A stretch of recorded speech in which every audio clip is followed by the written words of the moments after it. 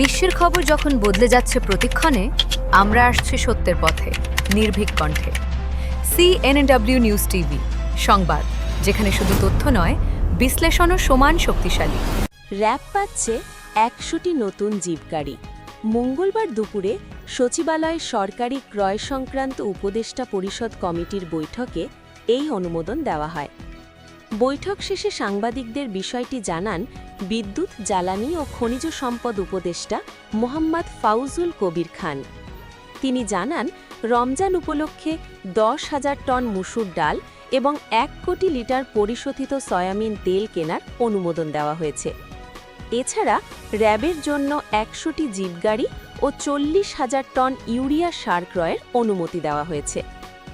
এক প্রশ্নের জবাবে উপদেষ্টা বলেন, ভবিষ্যতে দেশে সামরিক সরঞ্জাম উৎপাদনের উদ্যোগ হিসেবে চট্টগ্রামের ডিফেন্স ইকোনমিক জোনের জন্য জমি বরাদ্দ দেওয়া হয়েছে।